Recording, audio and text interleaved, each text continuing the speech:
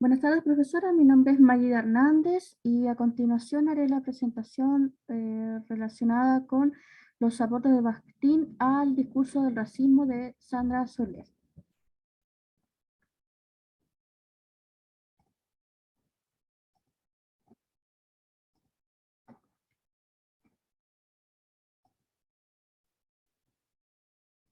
Muy bien. Quisiera partir con esta presentación con el título La palabra ajena. Ello porque representa en su totalidad los principios de Bakhtin relacionados con el uso de enunciados que están construidos a partir de otros enunciados que ya han sido dichos anteriormente. Para comenzar y situarnos en el contexto de este artículo, el discurso del racismo, estructura y estrategia discursiva fue realizada por la autora Sandra Soler de la Universidad Distrital Francisco José de Caldas, Colombia.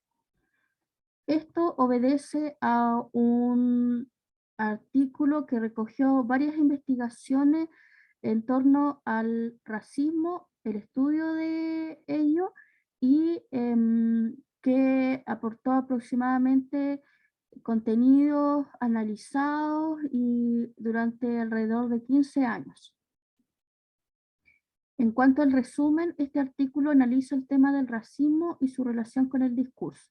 Plantea como problema de investigación la representación del sujeto racializado, en particular el sujeto negro, a partir de la existencia de un discurso hegemónico blanco europeo que se ha ido construyendo históricamente en torno al concepto de raza, ello en una lógica de clasificación y categorización a partir de fenotipos y características culturales que ha terminado en la muerte, la opresión y la exclusión de millones de seres humanos.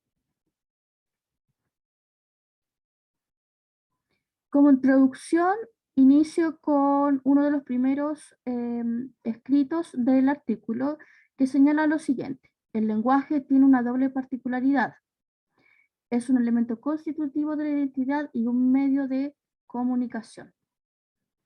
Según Bakhtin, percibimos nuestro mundo no solo mediante sentidos físicos, sino también morales, que son las valoraciones generadas por mis actos, que siempre realizan en presencia y en cooperación con el otro ser humano, a través de una tríplica óptica en que vemos al mundo. Yo para mí, yo para el otro para mí, de tal modo que el mundo resulta ser el espacio en el que se desarrolla nuestra actividad concebida siempre en una estrecha participación del otro.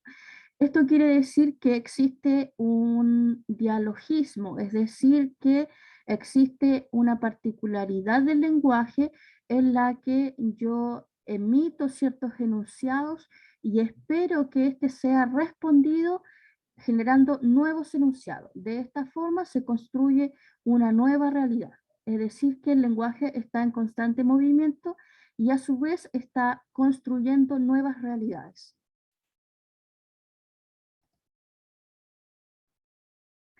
Para comenzar, voy a iniciar con el concepto de la palabra ajena en relación a lo que Bakhtin piensa sobre la palabra.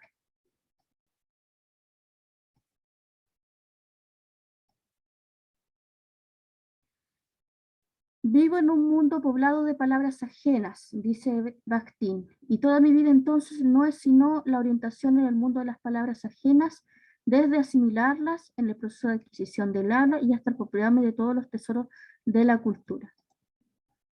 Cabe destacar que todas las palabras son dirigidas a alguien y también son de alguien, es decir, no existen palabras neutras, que existan por su cuenta y decir palabras propias que le pertenecen a uno. Eso no es posible, ya que el yo existe en la medida que está relacionado con tú, eh, a un tú, perdón. Ser significa comunicarse y un yo es alguien a quien se le han dirigido como a un tú. Como decía anteriormente, la palabra ajena está constituida porque mis enunciados están construidos en base, además, de los discursos de otras personas. Es decir, el discurso que yo emito está íntimamente relacionado con discursos que yo ya he escuchado anteriormente y que han influido en mi ser, en mi persona, en lo que yo deseo expresar. Y a su vez, también estos enunciados, estos discursos que yo emito, son también estrechamente ligados al mundo y al contexto en el cual yo estoy.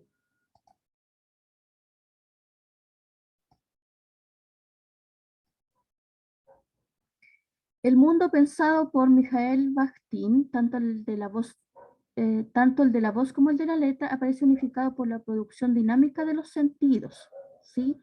La palabra para Bakhtin busca un sentido. Se dice que el sentido es la respuesta a la pregunta. Eso quiere decir que un sentido es en sí una respuesta a algo que yo estoy buscando, a una pregunta que me hago respecto a un cierto o determinado tema. Y esto además se conjuga en el intercambio continuo con las demás voces. En el centro de su concepción de mundo se encuentra el hombre en permanente interacción a sus semejantes, ¿sí? Entendido como un acto ético, como una acción y como una comunicación dinámica, como energía. Es decir, que para Bakhtin también debe haber un constante relacionar entre un yo y un tú, un nosotros, ¿cierto? Y donde mi lenguaje va a estar construido, pero también reconstruido en el momento en el que yo me encuentro. Lo que yo digo en este momento no se vuelve a repetir nunca más. Es decir, aunque yo pueda volver a encontrarme con la misma persona y hablar sobre lo mismo, ya va a estar modificado porque va a ser otro momento de la historia, va a ser un nuevo día y mis concepciones de mundo también van a haber cambiado. Lo que hoy día somos obedece además a lo que otros han sido anteriormente y cómo estos nos han transmitido un mensaje y nosotras lo hemos modificado, readaptado y además expresado hacia el resto.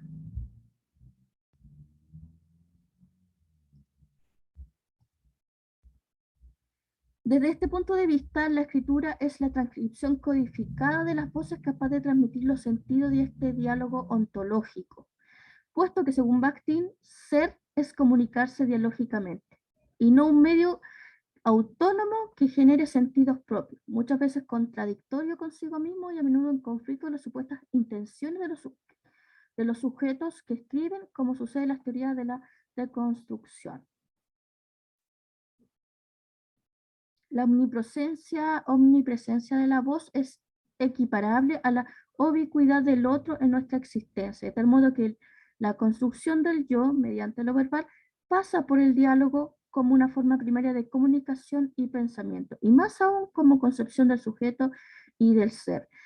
El yo existe en la medida que existe un tú.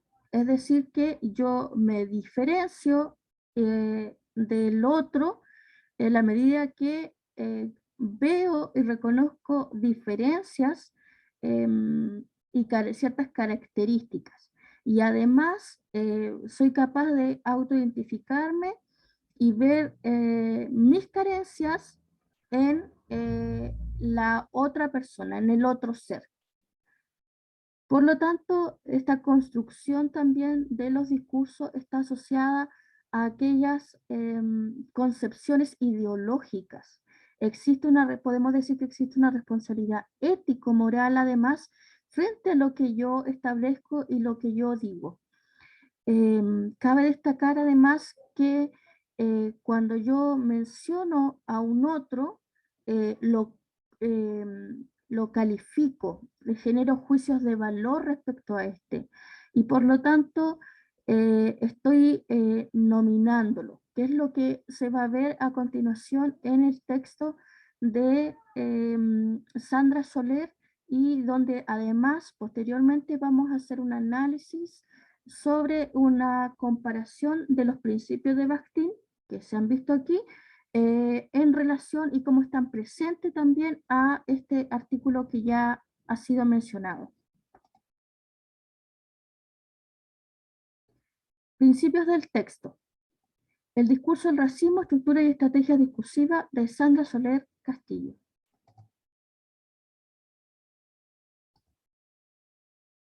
En los preliminares se mencionan dos contenidos importantes que es necesario definir y analizar. El primero es el racismo. Históricamente, la emergencia de lo blanco que dio cabida al concepto de raza como valor cohesivo y universal. En un principio, lo africano rápidamente se convirtió en irracional, ignorante o salvaje y se asoció con la maldad, la fealdad, el desorden de la irracionalidad, la sensualidad, la superstición o la espontaneidad. Es decir, que el racismo está asociado principalmente a un universo en el cual solo puede existir lo blanco y por lo tanto aquello que es negro, ¿cierto? Aquellas personas que se les dicen negras, eh, se les trata de manera discriminatoria y se les trata además con un cierto castigo.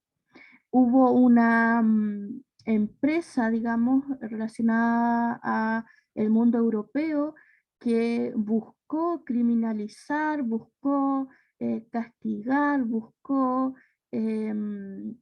oprimir a las personas negras, tratándolas de ser una clase de raza inferior, ¿sí?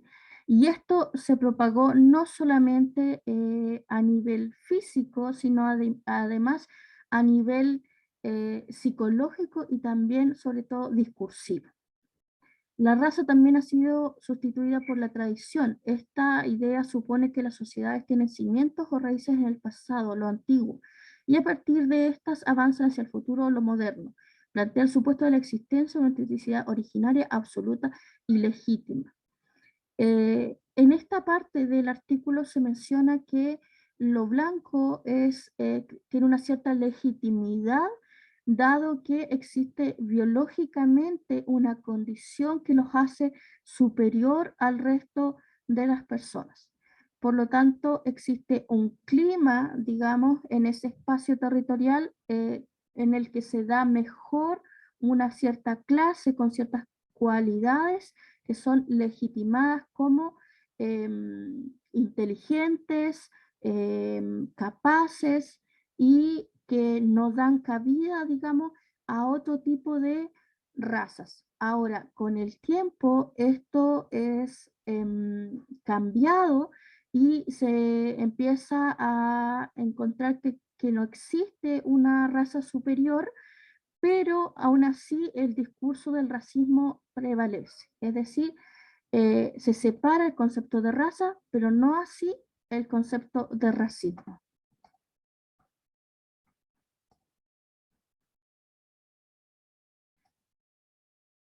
Existen ciertas estrategias de referenciación para decir que estamos hablando de un discurso racista. La primera que se menciona es la nominación, es decir, que cuando hablo del sustantivo negro, he hecho parte del lenguaje del insulto y del odio. Como adjetivo podría decirse que simplemente apela a una realidad perceptual, sin embargo, como nombre en la interpelación que se hace a la persona que tiene este color de piel, desarrolla toda su fuerza performativa en el acto ofensivo con el poder de herir. Es decir, que el concepto negro, el sustantivo negro, es aplicado, ¿cierto?, como una forma de dañar al otro, ya que la carga semántica está completamente ideologizada por un sector que oprime y además es extremadamente dominante en el mundo. Otro concepto que se señala como estrategia de referenciación es el uso de pronombres, nosotros versus ellos. Cuando se habla de un nosotros, es que se expresan lingüísticamente procesos de identificación y diferenciación, donde los blancos, por ejemplo, están por sobre los racializados. Es decir, que cuando se habla de un nosotros, desde la perspectiva del blanco, se habla de ciertas cualidades que son positivas y que a su vez clarifican las diferencias con el tú o el ellos. Ellos son salvajes, ellos son ignorantes, ellos son criminales, ellos son violentos, ellos son feos y todas estas características asociadas a la marca de identificación de lo contrario hacia eh, el nosotros. Es decir, nosotros somos buenos, nosotros somos racionales, nosotros pertenecemos a un grupo mejor.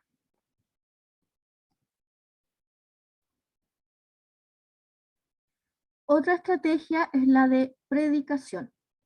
Si bien en la primera hablábamos, por ejemplo, de la separación, aquí existe otro recurso importante que es la adjetivación, que está asociada principalmente a los adjetivos que doy frente a un cierto grupo. Es decir, las características que yo podría dar frente a el otro. ¿Sí? Con gran concepto del ser negro ya había sido visto como nominación, es decir, que como un sustantivo, pero acá se ve como una adjetivación, es decir, que el negro está asociado a ciertas características que ya he mencionado anteriormente y que por cierto son todas negativas. Respecto a la predicación, está asociada netamente a la acción, es decir, que la acción está relacionada principalmente a lo que hace este grupo racializado y que está generalmente asociado a la violencia, lo salvaje. Por ejemplo, existe una creencia de que los negros tienden a transportar más enfermedades, dado su color de piel, lo cual es un estereotipo, es un prejuicio, pero que se da en esta estrategia de predicación, es decir, los negros transportan más enfermedad dada su condición de negros.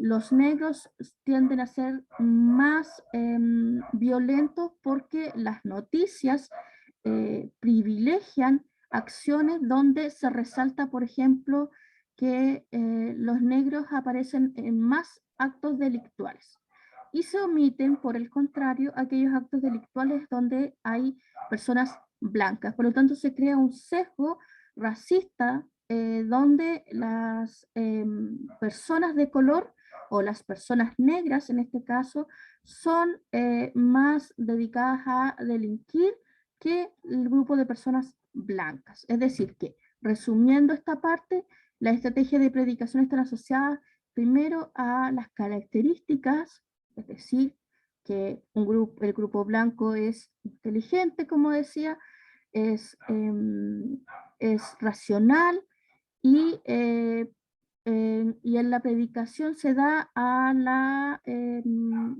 las acciones que tienen esto, al verbo, ¿cierto? A las acciones, el actuar de este grupo, el cómo son, ¿sí? El cómo actúan, perdón, cómo actúan.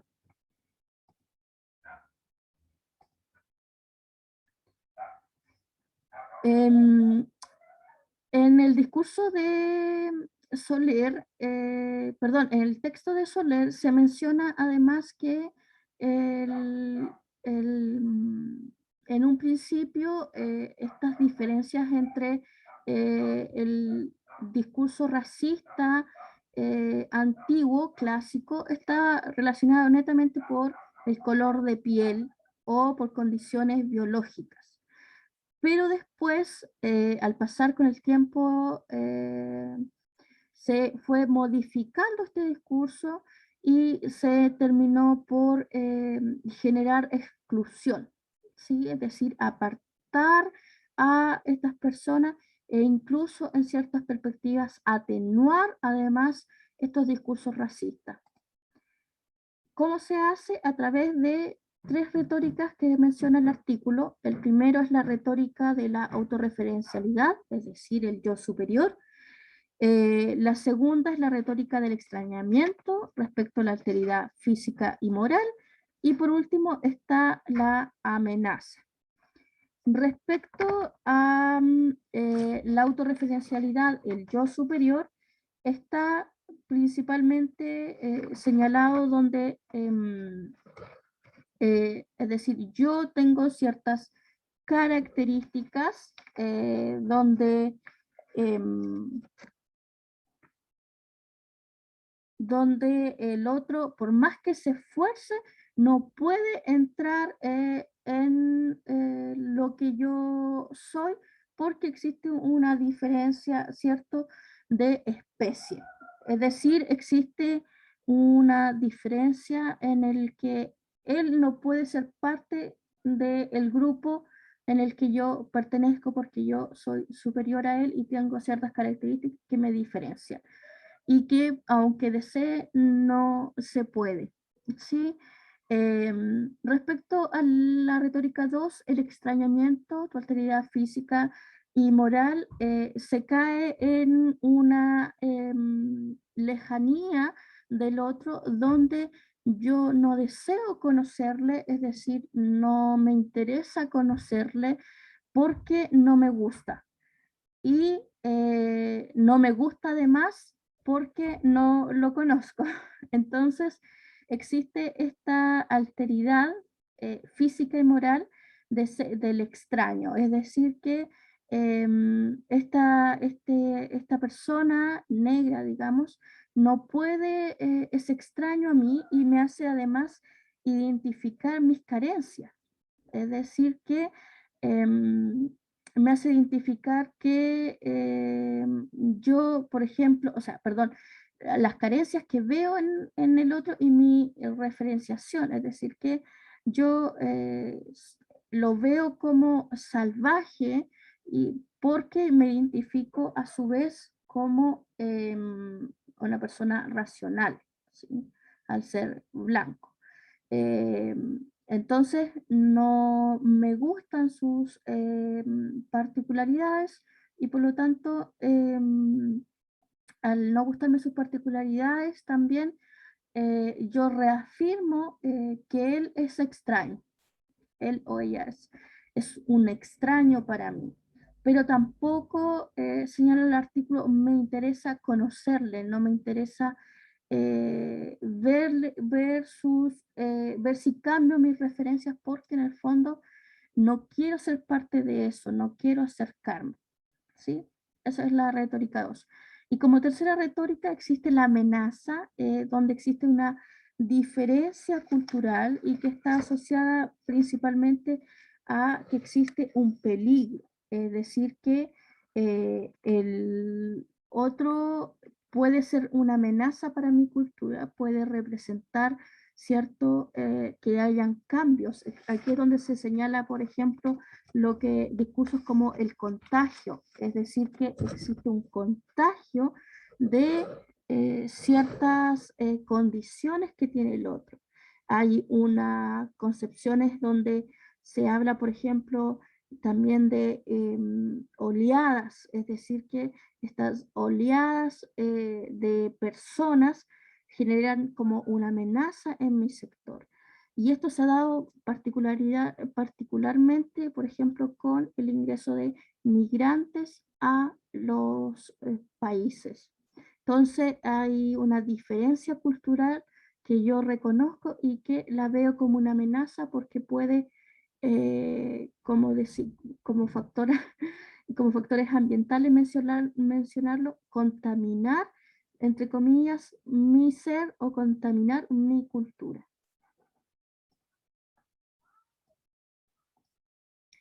Respecto a las estrategias estilísticas, existe como primer concepto la concesión aparente, es decir, que es un mecanismo en el cual se intenta que las ideas o las acciones o las decisiones frente al otro parezcan menos duras, es decir, hay una especie de atenuación del lenguaje y yo lo que señalo es que quiero ser además políticamente correcto porque actualmente es malo ser racista, por lo tanto yo menciono mi discurso racista, pero va atenuado. Y generalmente esto está asociado con afirmaciones en las cuales yo digo, yo no soy racista, pero, ¿cierto? Y niego todo lo que está en la fuerza de mi afirmación. Es decir, que, por ejemplo, podrían decir, yo no soy racista, pero no me gusta que los migrantes le quiten el trabajo a los chilenos. Y eso es, por ejemplo, un discurso racista, pero que trata de ser atenuado al contradecir, ¿cierto? Em, Al contradecir o de alguna forma establecer este pero que trata de alguna forma de demostrar lo contrario, ¿sí? Pero que al mencionarla está en el fondo contradiciendo todo lo que dije en la primera afirmación, que es yo no soy racista. En el fondo, el agregar pero está diciendo que efectivamente lo es.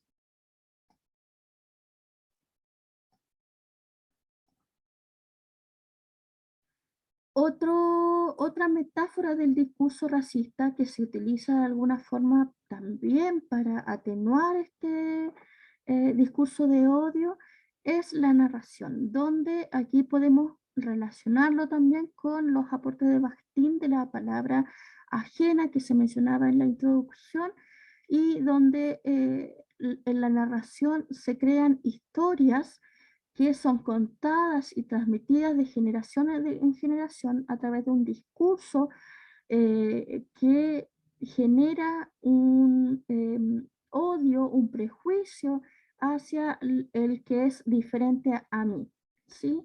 Entonces, por lo tanto, lo que se hace aquí es que a través de la narración yo puedo establecer de alguna forma que a mí me contaron que anteriormente las personas negras hacían tal y tal cosa.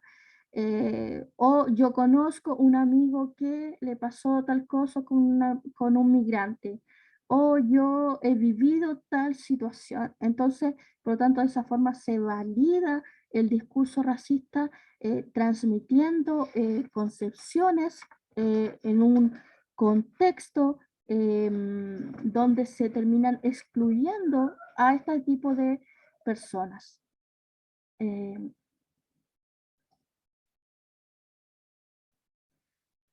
Muy bien, respecto a esto voy a señalar, ¿cierto?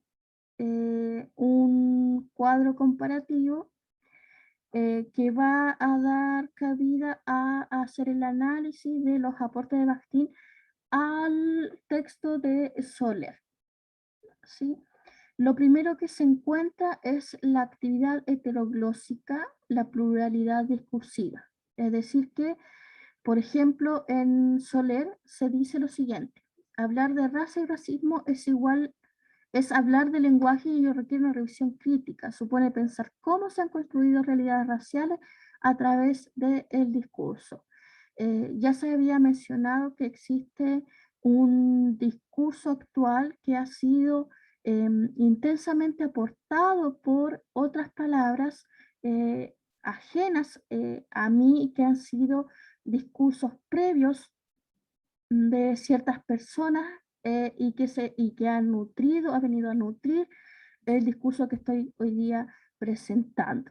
Lo mismo se señala respecto al artículo, donde en el fondo podemos verlo, por ejemplo, en la narración, donde podemos verlo además que el discurso racista está complementado de una historicidad, ha sido complementado por discursos que se han transmitido de generación en generación y que han sido perpetuados a través de la historia para seguir manteniendo el status quo de un grupo que es dominante, ¿sí?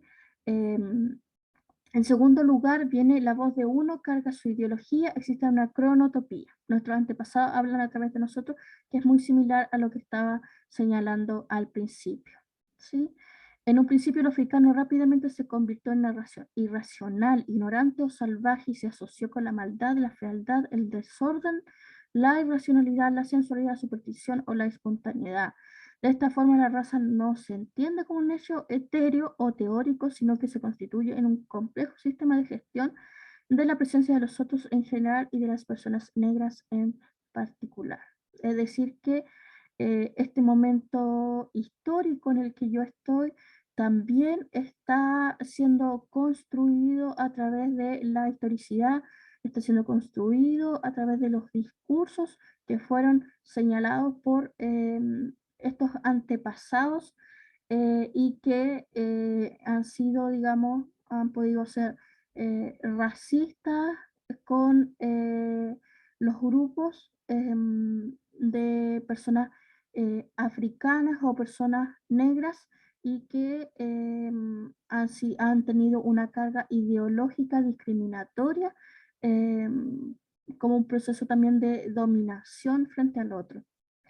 Otro aporte de Bakhtin es la tensión, es decir, que hay un campo de batalla, se entreteje mi palabra con otras interrelaciones, mi palabra las rechaza, se funde y acepta otras palabras, es decir, hay una construcción social dentro de este discurso. Ahí existe un conflicto, es como un campo de batalla entre el que yo quiero convencer al otro de esto y el otro me quiere convencer a mí y yo termino modificando de más mi concepción y generando una nueva concepción de la realidad.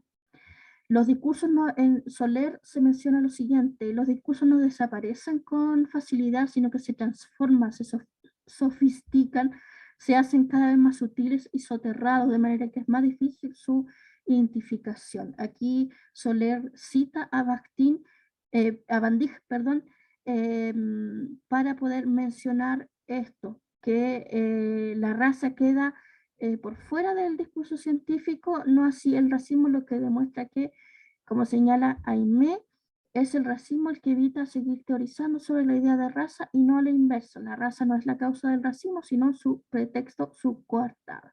Es decir, que existe una tensión, ¿cierto?, donde los discursos no desaparecen, sino que se transforman y se modifican, se entretejen y a su vez también se reconstruyen al momento de enunciarlos, porque el enunciado es también acción, ¿sí?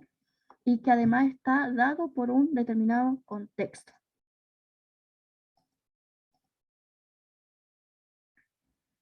La respuesta puede ser un silencio en la oralidad.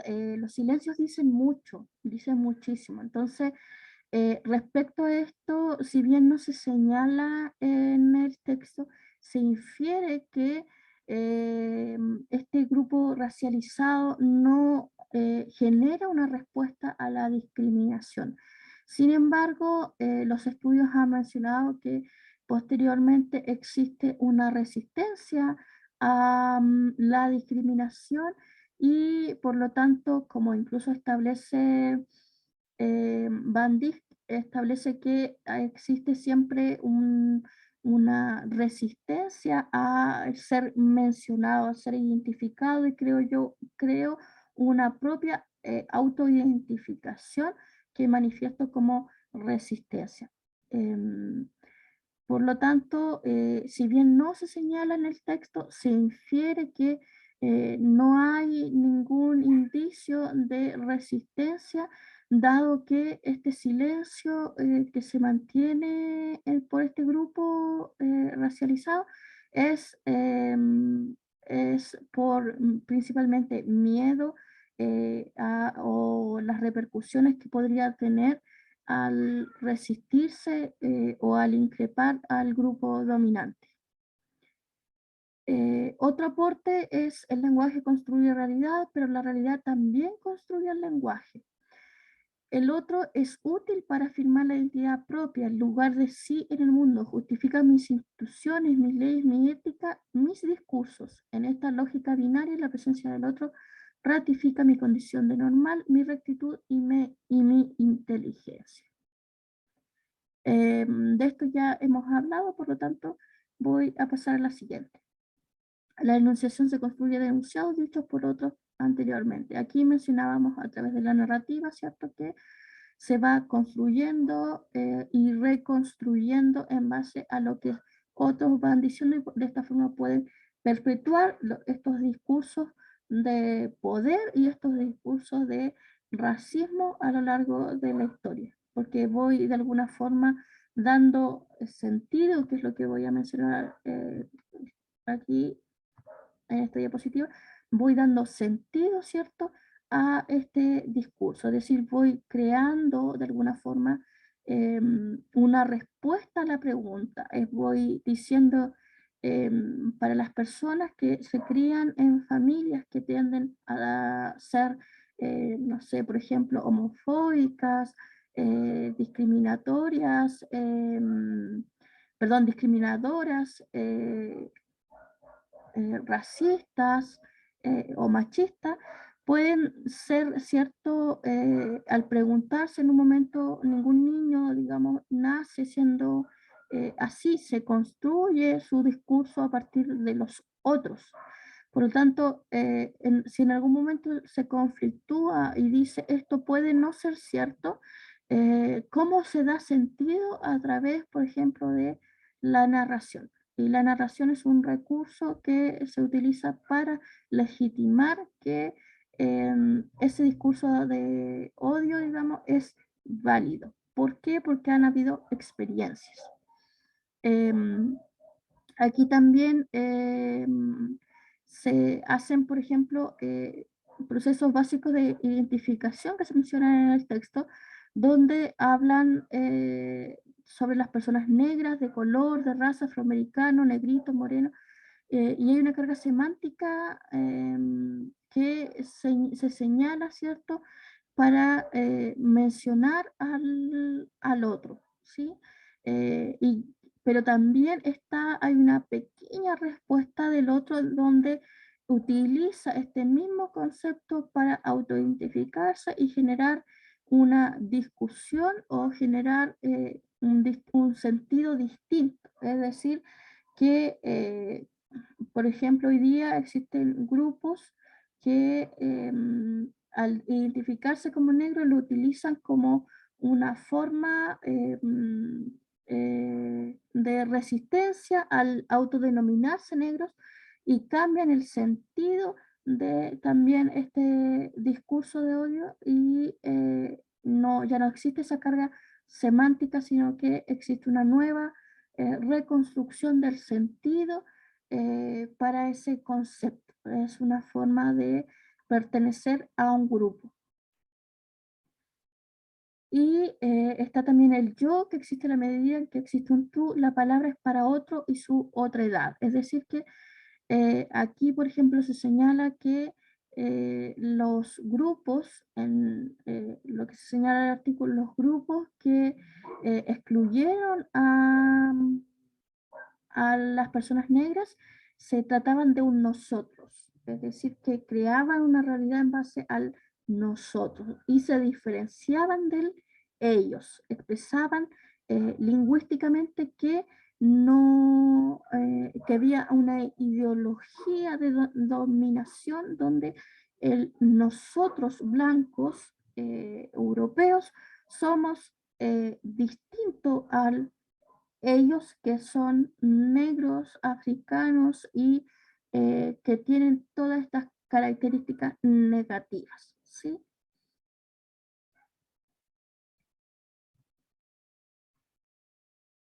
Por último, mencionar que la palabra está viva, el enunciado es una respuesta y quiere ser oída y contestada además, ¿sí? Se busca una respuesta constante. En el artículo se menciona que incluso la escritora, la investigadora, Sandra Soler, realiza un estudio para preguntar a los niños y niñas por su color de piel y que en una escala cromática estos niños y niñas tienden a decir que, por ejemplo, mientras más claro sea, tiene características más positivas y asociadas a la belleza. Y mientras más oscuro, tiene una mayor relación hacia la fealdad o hay un cierto rechazo a ese color de piel. Y también, además, ¿cierto? La autoidentificación siempre está asociada hacia lo blanco. Por lo tanto, aquí la mención que se hace es que respecto a lo que aporta Bakhtin, la escritora lo que hace es buscar una respuesta, es buscar saber por qué además se está dando esto y comprobarlo además, qué es lo que dicen los otros frente a esto y con eso también legitima que esta respuesta está muy asociada a la investigación, que es que el discurso racista perpetúa a lo largo del tiempo. Una actitud del enunciado no puede ser separada de la actitud hacia el objeto y de la actitud hacia el hablante mismo. La carencia se identificó como una condición de humanidad. El otro no es humano, el otro es inmoral, ¿sí? También me interesa tampoco me interesa conocerlo, que es lo que mencionaba hace un momento atrás. Y se cae en la lógica perversa de no me gusta porque no lo conozco y no lo conozco porque no me gusta. Es decir, que existe esa actitud del enunciado y la actitud hacia el objeto mismo. Es decir, que no solamente estoy haciendo un discurso de estas características o cómo es esto, sino que además tengo una actitud despectiva hacia el otro. Eso es lo que señala Soler en su escrito. Para finalizar esta presentación, como conclusión final o como conclusiones finales, puedo señalar que el discurso del racismo se ha instalado con fuerza, especialmente en estos tiempos de globalización y donde podemos ver más característicamente los eh, sesgos que se han presentado ante, por ejemplo, la migración o hacia los pueblos indígenas.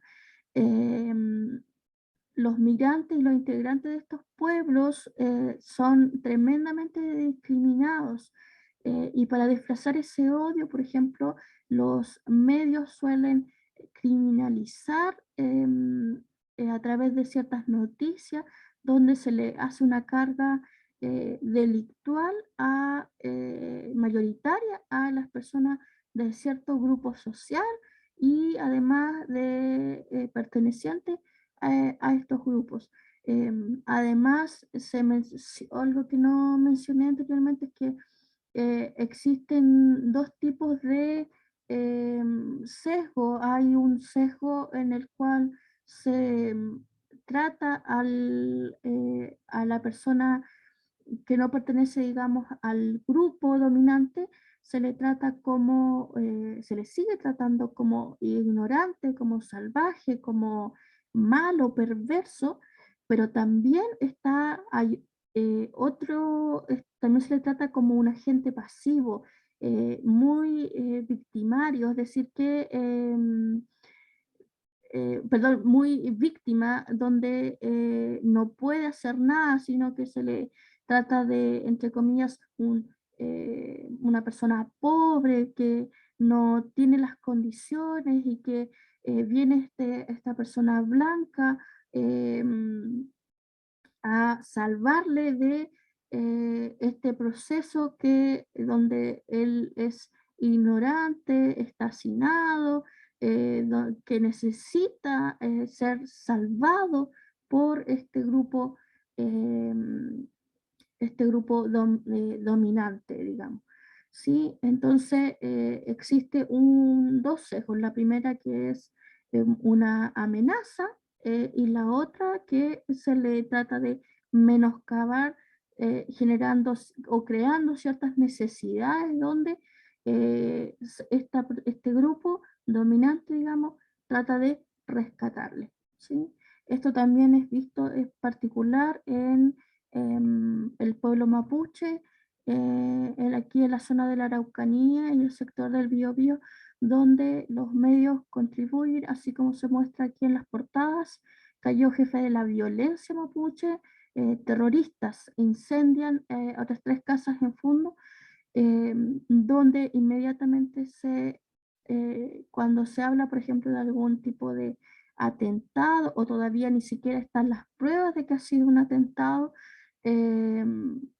inmediatamente se le involucra al pueblo mapuche frente a esto y se le criminaliza, y no se habla, por ejemplo, en ningún momento de la perspectiva histórica del despojo territorial, del despojo lingüístico que se ha hecho, del despojo también de la cultura, de las tradiciones, de la vulneración de derechos hacia este pueblo. Entonces, de alguna forma simplemente se asocia a una criminalización. Y por lo tanto, el mapuche hoy día es presentado de 2 formas, que era lo mismo que se presentaba frente a las personas negras. En una parte es, o migrantes, digamos, en una parte son una amenaza para el pueblo chileno o para digamos, más que el pueblo chileno, para las personas que pertenecen a la élite, y donde se señalan que representa una amenaza para su territorio, es una amenaza a sus costumbres, es una amenaza hacia su propia cultura, que tiende a ser generalmente de ascendencia italiana, alemana, francesa, y que europea, sigue siendo europea, digamos, y que se diferencia de esta persona indígena latinoamericana. Y por otro lado, hay otros grupos u otros sectores que tienden a bajar hacia las comunidades mapuche con la idea de que estas personas necesitan de una cultura occidental para ser salvados de esta especie de vorágine en la cual viven actualmente. Entonces se crean ciertas necesidades que no han sido ni siquiera, que son instaladas y que ni siquiera son tomadas bajo algún diagnóstico, sino que son creadas por este otro grupo y que a veces por desconocimiento también se utilizan para, en el fondo, también sesgar y discriminar. Hay una especie de discriminación positiva, digamos, donde se señala que hay un discurso racial donde el otro, digamos, sigo creyendo que es ignorante y que tiene que ser salvado por este grupo dominante. Eso sería mi presentación. Aquí se encuentra la bibliografía utilizada y agradezco su atención y espero sus sugerencias y comentarios. Muchas gracias.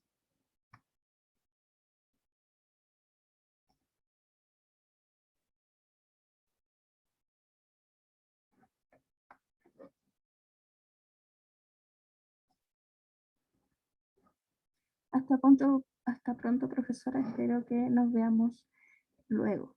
Que esté muy bien. Adiós.